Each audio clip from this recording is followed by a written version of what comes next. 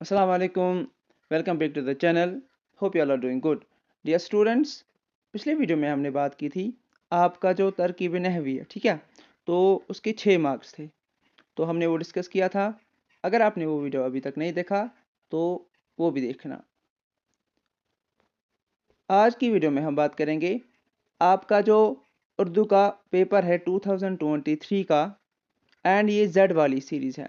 हम इसमें देखेंगे कि कौन से क्वेश्चंस कैसे आते हैं, ठीक है। सो स्टार्ट करते हैं आज का वीडियो।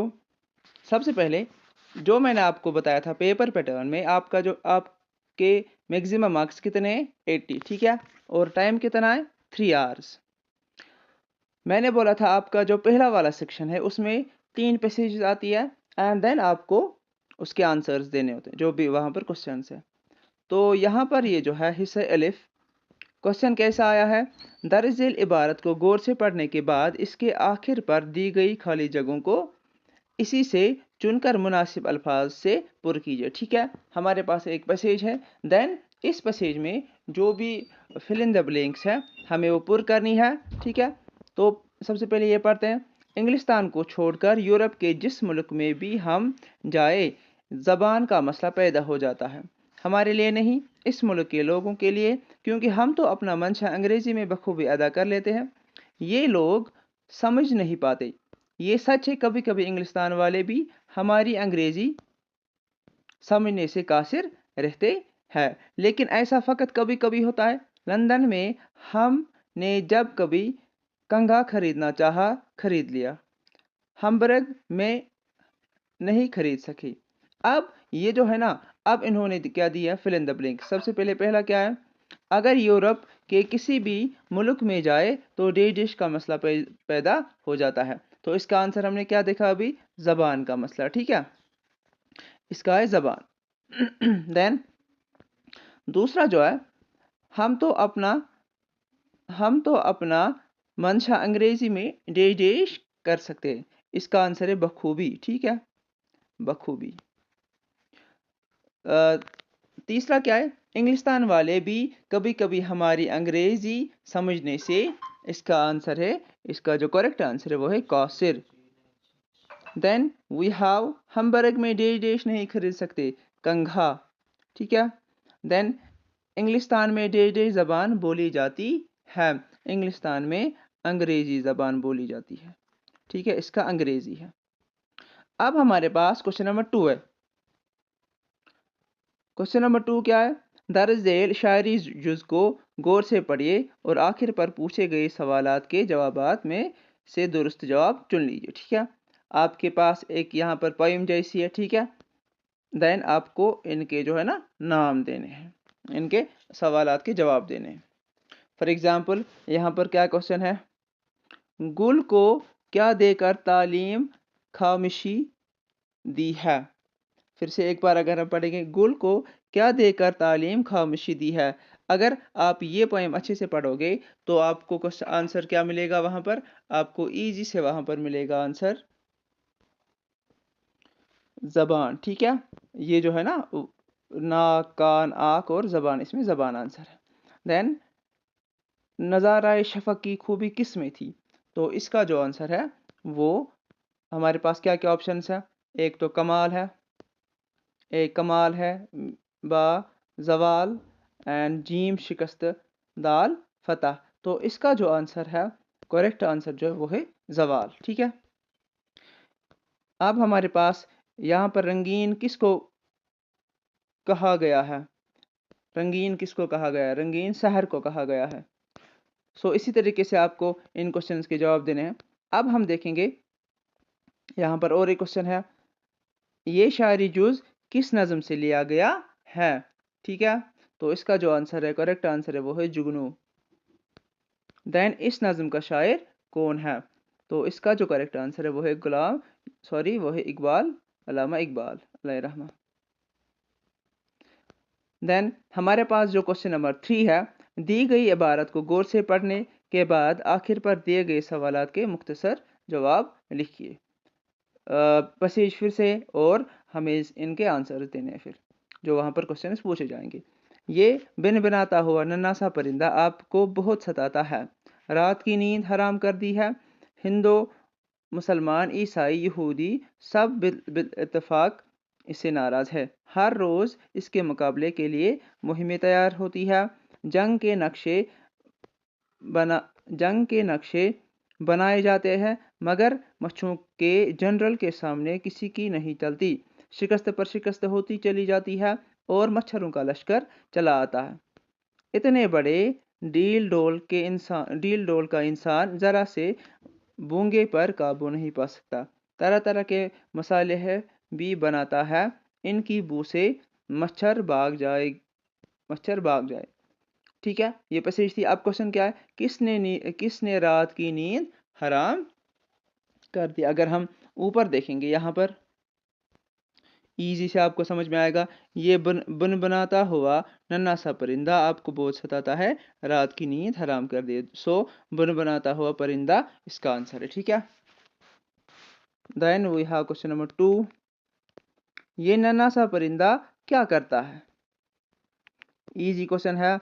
नन्हा सा परिंदा रात की जो नींद है हराम करता है। अब क्वेश्चन नंबर 3। हर रोज इसके मुकाबले के लिए क्या किया जाता है। हर रोज इसके मुकाबले के लिए मुहिमें तैयार की जाती है। ठीक है, देन मच्छरों के जनरल के सामने आदमी को क्या मिलता है। आदमी को शिकस्त मिलती है। ठीक है, देन हमारे पास लास्ट वाला इसमें इतने बड़े डील डोल का इंसान किस पर काबू नहीं पा सकता। अगर हम यहाँ पर देखेंगे, इतने बड़े डेल डोल का इंसान जरा से बुंगे पर काबू नहीं पा सकता। ठीक है, होप आप लोगों को ये समझ में आ रहा होगा। अब हमारे पास दूसरा सेक्शन है, क्वेश्चन नंबर 4। सो ये जो है ना, ये कहता है दर्ज झेल अल्फाज को जुमलों में इस तरह इस्तेमाल कीजिए कि इनकी तज़किर व तानीस वाज़िह हो जाए। फॉर एग्जाम्पल, ये बोलता है कि इनको इस तरीके से आपको जुमलों में इस्तेमाल करना है, हमें ये पता चले कि कौन मुज़क्कर है और कौन मुअन्नस है। यहाँ पर है पहला गुलाब, तो इसको क्या आएगा, ये फूल गुलाब का है। ठीक है, देन हमारे पास दूसरा है दरख्त। दरख्त को हम क्या लिख सकते हैं, दरख्त, ये दरख्त ऊंचा है। ठीक है, तो इसके बाद कुर्सी, ये कुर्सी मेरी है।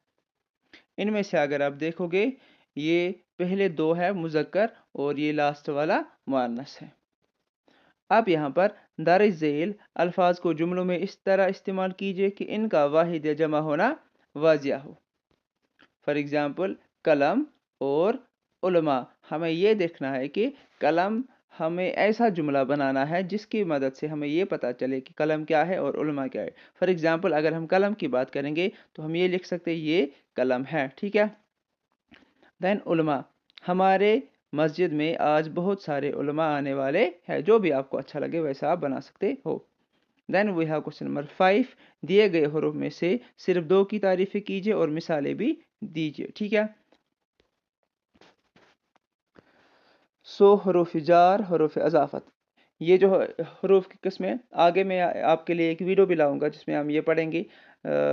तरकीब नहवी हमने किया, अब हम ये वाला भी करेंगे इंशाल्लाह आगे।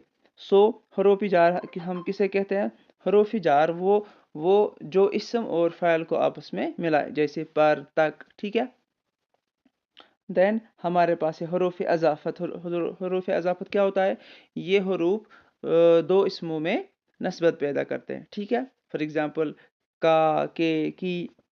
देन वी हैव हरूफ अतफ। ठीक है, सो ये क्या होता है, ऐसे हरूफ जो दो इसमों, हम ऐसे बोल सकते हैं, ऐसे हरूफ जो दो इसमों या फ़ैलों या जुमलों को आपस में मिलाए। ठीक है, जैसे कंजक्शन होता है।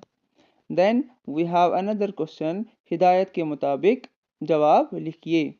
मुनीब किताब पढ़ता है। मुनीब किताब पढ़ता है, इस जुमले में किताब क्या है। ठीक है, सो बताओ किताब क्या, क्या किताब फ़ाइल है, क्या मफ़ूल है, क्या सिफत है या फ़ैल है। ये आपको आंसर देना है। So the correct answer is the मफ़ऊल। Then we have another question, Ali बड़ा है, इस जुमले में बड़ा क्या है।